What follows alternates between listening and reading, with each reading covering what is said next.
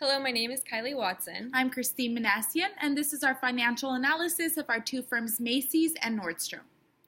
For the first question, we are asked who are our shareholders. So Macy's has 927 institutions who hold shares currently, and the top 10 institutions own 45.78%.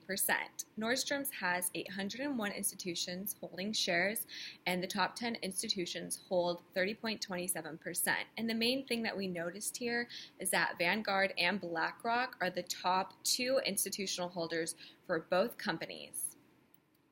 Next question is asking, why do investors care about our cost of capital? The cost of capital does give opportunity to maximize the value of the firm, and therefore shareholders of the company will receive larger returns. Macy's cost of capital is 8.52%, and Nordstrom's cost of capital is 4.54%.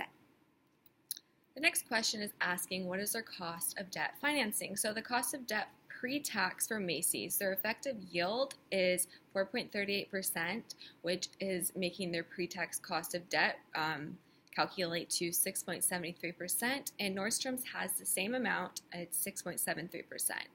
And then for cost of debt after tax, Macy's is at 5.64% and Nordstrom's is at 6.73%.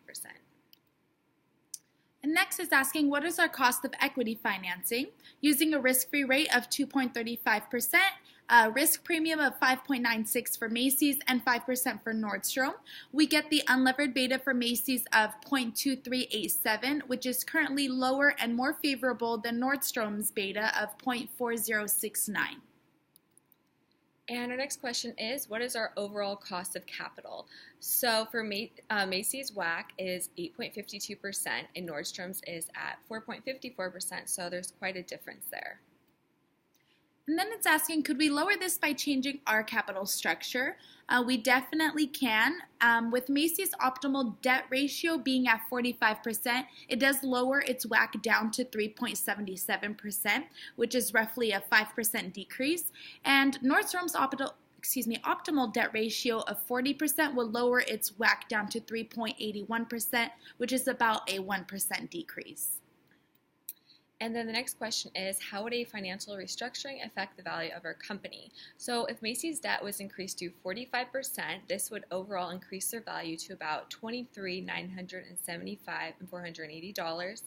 And then Nordstrom's debt ratio, if it was to be increased to 40%, which is the optimal amount that we found through our analysis, this would increase their value to around $13 million. And it's asking, would more debt create unnecessary risk? So Macy's and Nordstrom debt is currently below the optimal debt level. Therefore, increasing their debts will result in a higher firm value.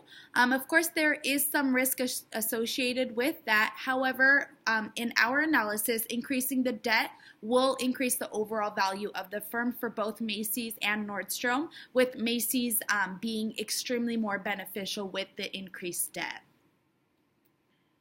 So the next question asks, what does the competition do? And Macy's and Nordstrom had the competition from JCPenney and Kohl's mainly. And through our analysis, we looked at their long-term debt equity and total liabilities and total assets. And we mainly discovered that they are all in the same range. So one isn't necessarily performing a lot better than the other. And finally, that brings us to the last question, is our stock price fairly valued?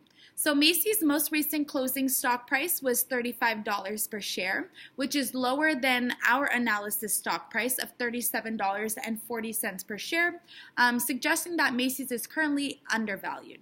Nordstrom's most recent closing stock price is $43.90. Our analysis gave us a higher value at a lower value at $42.50, which means that Nordstrom is currently overvalued. Based on our analysis of these two companies, Macy's does look like the more favorable firm. Restructuring its debt levels and its overall company can increase the overall value of the firm. Again, this is based on our analysis, and thank you. Thank you.